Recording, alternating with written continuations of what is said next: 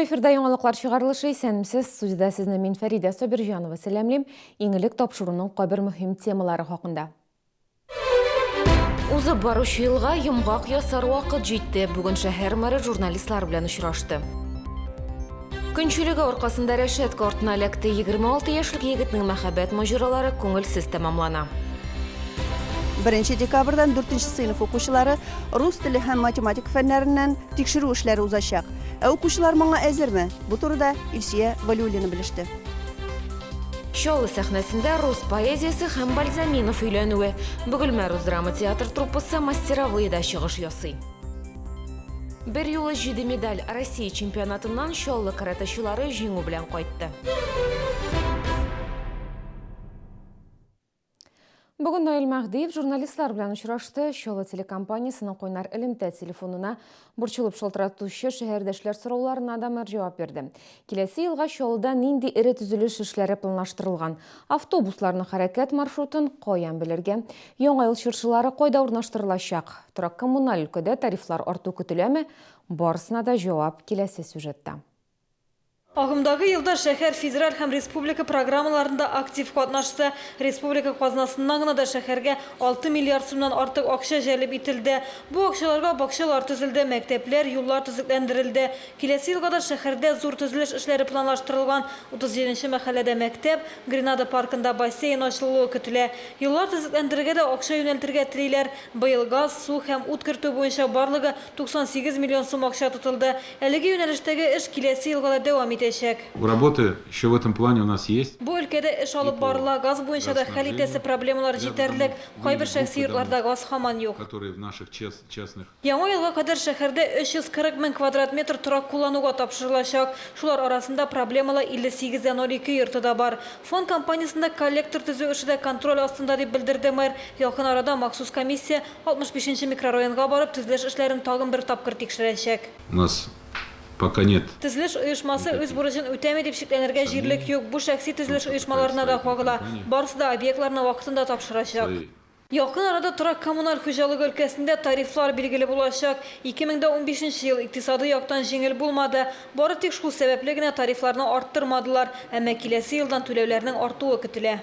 Но оно не будет большим, оно не будет резким, оно будет. Бәяләр күпкә артмый, алар кесәгә нык сукмаячак. Коммуналь хезмәтләр түләүләре өчен республика һәм Россия хакимияте җавап бирә. Тарифлар буенча комитет карар кабул итә. Яңа автобуслар буенча да журналистларның сораулары булды. Шәһәрдәшләр әле һаман да кайсы маршрутның ничек хәрәкәт итүен аңлап бетерми. Схемалар шәһәр хакимияте һәм электротранспорт оешмасы сайтында масса күләм мәгълүмат чараларында урнаштырылган. Әмма заманча техниканы өлкән яшьтәгеләр бик куллана белми. Әлеге проблема барлыгын Наил Мәхдиев та инкар итмәде. Я своим коллегам подсказал. Мин хезмәттәшләремә беренче вакытка булса да автобусларның тәрәзенә маршрут схемасын урнаштырырга тәкъдим иттем. Мисал өчен кызыл хәрефләр белән маршрут башланган урынны, аннары урамнарны һәм соңгы тукталышны язып куярга мөмкин. Быел парклар һәм скверлар елы шул уңайдан шәһәрдә бульварлар ял итү урыннары төзекләндерелде. Хәзер биредә яңа ел чыршыларын урнаштыралар. Чыршылар Сидоровка паркында, Киресилица бульварында, Җиңү паркында булачак. Город же большой. Шәһәр зур, чыршы карар өчен шәһәрнең бер башыннан икенче башына бармасак та була, бигрәк тә балалар белән. Күп еллар Азатлык мәйданын бизәп торган чыршы быел Сидоровка бистәсенә күчә. Үзәк мәйданны яңа елга ничек бизәрләр, әлегә тәгаен билгеле түгел. Юрганга карап аягыңны сузарга кирәк булачак күрәсең. Төп чыршы мәйданы финанс ягын истә тотып бизәләчәк дип белдерде Наил Мәхдиев. Гүзәл Шихапова, Айрат Закиров, яңалыклар. Шоулда шыгыш ярдәм күрсәтү хезмәтләре өчен вертолетлар төшү мәйданы барлыкка киләчәк. Ул торак йортлардан читтә 36-нчы комплекста урнашачак. Бу республиканың төрле район һәм авылларыннан пациентларны яки трассаларда көчле авариялар вакытында зыян күрүчеләрне БСМП һәм Камбалар үзәгенә алып килергә ярдәм итәчәк. Шоулда вертолет мәйданын булдыру турындагы карарны республиканың Сәламәтлек саклау министрлыгы кабул итте. Төзелеш эшләренә республика бюджетыннан 10 миллион сум акча бүлеп бирелде. Әлегә уңайсыз һава шартлары аркасында төзелеш эшләре туктатылган. Бүген шәһәр мэры православие дини вәкилләре белән дә очрашты. Дин өлкәннәр, яшьләр арасында да бик актуаль дип белдерә православие дини вәкилләре, тик менә читтән ярдәм юк. Төп проблема шул. Дин әһелләре әйтүенчә, бәйрәмнәр һәм службалар үткәрү өчен шәһәргә собор комплексы кирәк. Бу уңайдан шәһәр мэры архитекторларга үз тәкъдимнәрен әзерләргә кушты. 27-нче комплекстагы чиркәү төзелеше мәсьәләсе дә читтә калмады. Барлык эшләргә 100 миллион сум акча кирәк. Акчалар меценатлардан һәм битараф булмаган шәһәрдәшләрдән генә керә. Финанслар булмаганда төзелешне тулысынча туктатып та торырга туры килә. Дин әһелләре шулай ук Орловка чиркәвендә балалар кириллица өйрәнсен өчен христиан мәктәбе оештырырга дигән тәкъдим кертте. Гомумән, һәр православие дине вәкиленең дә әйтергә теләгән фикерләре, тәкъдимнәре булды. Мондый ике яклы очрашуларны киләчәктә дә оештырырга кирәклеге ассызыкланды.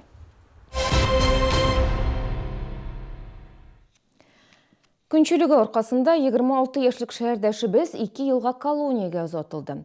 Рамил Шәкүров үзенең абыйсының оешмасында әти белгеч булып эшләгән.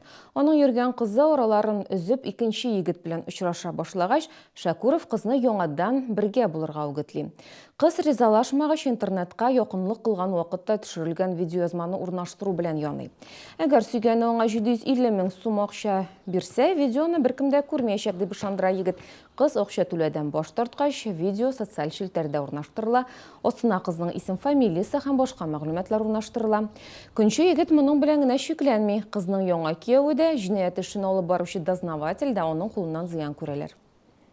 В отместку Шакуров совершил угон автомобиля ее нового знакомого. Үч итеп Шәкүров элек йөргән кыз егетенең автомобилен алып китә, транспортка зыян салына. Әлеге факт буенча җинаять эше кузгатыла. Тикшерү барышында Шәкүров дознавательнең фотосурәтен интернетка урнаштыра. Аның астына ялган мәгълүматлы комментарийлар урнаштыра. Хәзер Шәкүров 2 елга ирегеннән мәхрүм ителде.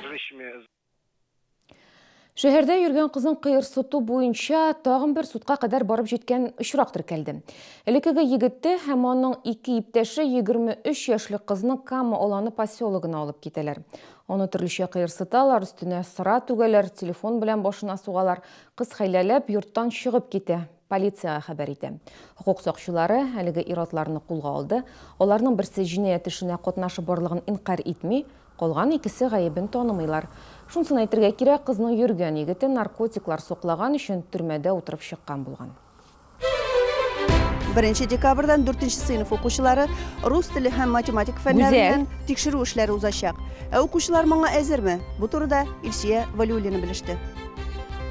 Шоу сәхнәсендә рус поэзиясе һәм Бальзаминов өйләнүе. Бөгелмә рус драма театр труппасы мастеровыйда чыгыш ясый. Бер юлы 7 медаль Россия чемпионатыннан шоллы каратәчылары җиңү белән кайтты. Эй, тыр, кто? Открытие, балда! Открываем 250-й магазин корпорации «Центр». Отмечаем грандиозные акции. Цены бестселлер на бытовую электронику и мебель. Что это? Разве Я же вроде телевизор брал. Популяр җырчы Фируза Сибгатуллинаның иҗатыма 25 юбилей программасы. 21 ноябрь Яршалының Сарасадыкова исемендәге концертлар залы. 24 ноябрь Түбән Кама. Катнашалар Рәшит Шамкай, Наил Әнәсов, Сейдаш бию театры һәм башкалар. Рәхим итегез. Эй, тыр, кто? Открытие, балда! Открываем 250-й магазин корпорации «Центр». Отмечаем грандиозные акции. Цены бестселлер на бытовую электронику и мебель. Что это? Разве Я же вроде телевизор брал.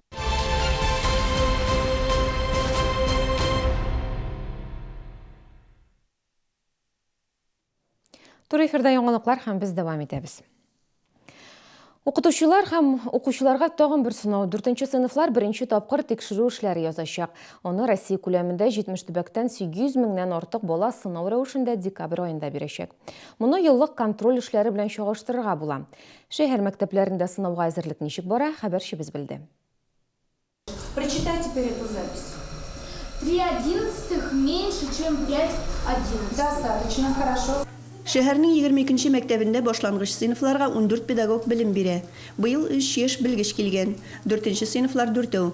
Һәр сыйныфта 25-26 укучы. 4-нче Б сыйныф укучылары алдагы сынауларга әзер. Мин өйдә талоннарны ятлыйм.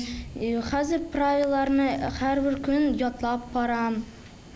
Шулай Мин рус теленнән әни миңа диктовать итә диктантлар, мин күчереп язам дәфтәрләргә. Шулай булып минем әлләнчә тетрадьлар тулып бетте. Мин математикада әйбәт укыйм, бишлеләр алам. Без нәрсәне мин аңламыйм, без әни белән өйдә. Миңа әни әйтә. 1 декабрда укучылар рус теленең беренче өлешен эшлиләр. Ул диктант булачак. Шул ук фәннән икенче өлеш 3 декабрда уза. Анда баланың текст белән эшли белүе һәм грамматикасы тикшерелә. 8 декабрда 4 сыйныфлар математика фәненнән белемнәрен күрсәтә. Барысы рус теленнән 16 күнегү булса, математикадан 12 бирем. Һәр өлешкә бер дәрес вакыты 45 минут вакыт биреләчәк. Biz alda торган сынаулардан курыкмыйбыз, чөнки балалар белән дәресләрдә эшлибез, балалар да тырыша һәм әти-әниләр дә өйдә балаларга булышалар. Шуңа күрә без алдагы сынауларны яхшы иттереп тапшырырбыз дип уйлыйбыз. Булачак бөтен Россия тикшерү эшләрен еллык контроль эшләре белән чагыштырып була. Шулай ук бу укучыларның әзерлек дәрәҗәсен бәяләү, мәктәпләрдә фәннәрне укытуны камилләштерү һәм төбәк белем бирү системаларын үстерү өчен кирәк дип белгечләр. Бу сынау балаларның белемнәрен тикшерү өчен кирәк. Бигрәк тә директорлар өчен, мәгариф хезмәткәрләре өчен кирәк булыр. Мин безнең мәктәптә бу сынауларны бирүләренә ышанам. Чөнки безнең мәктәптә бик тәҗрибәле һәм белемле укытучылар эшли. Ул безнең алтын фондка керә башлангыч сыйныф укучылары.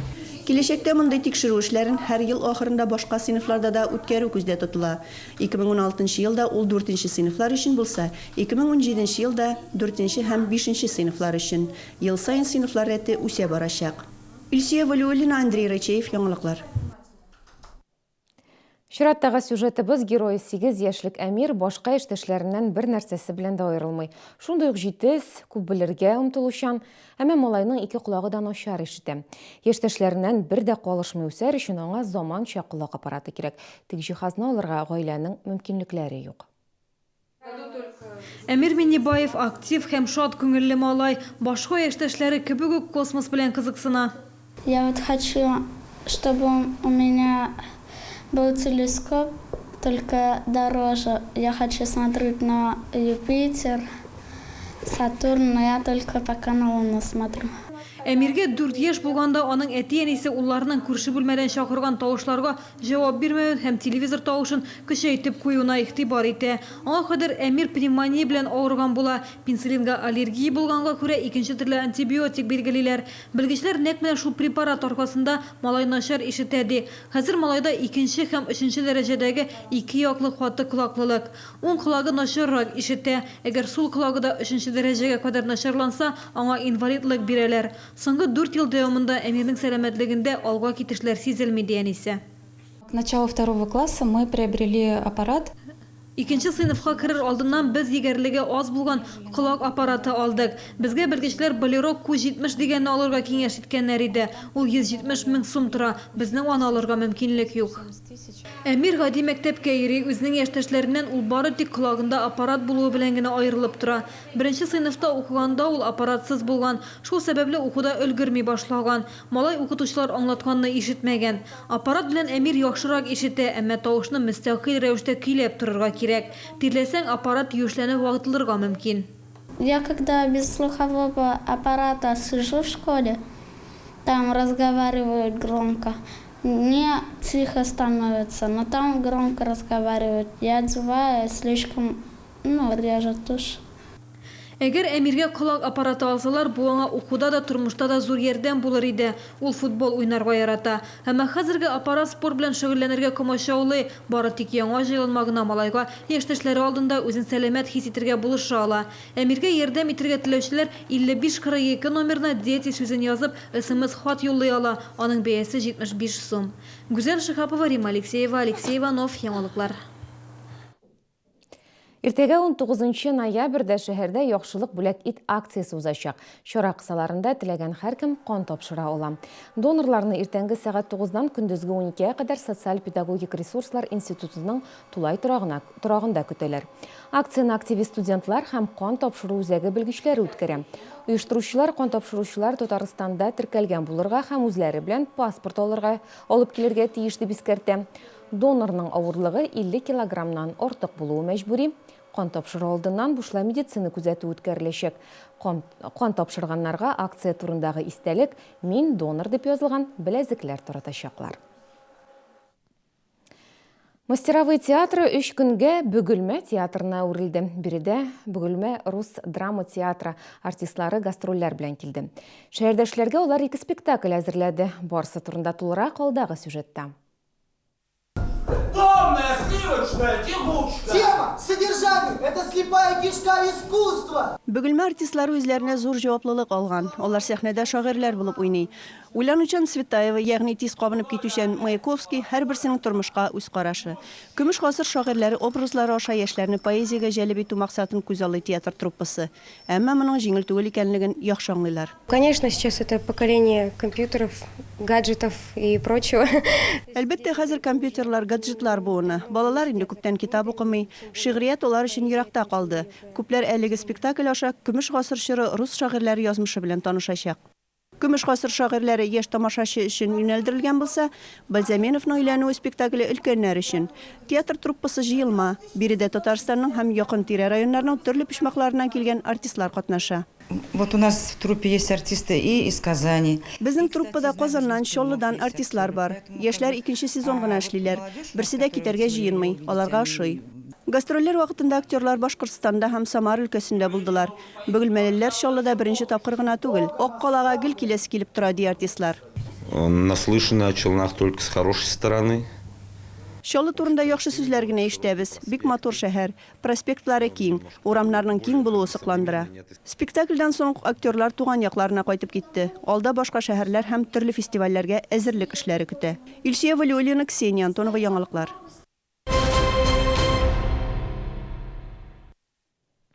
Карате буенча Татарстан командасына тиңнәр юк. Безнең җыелма командага тагын бер алтын өстәлде.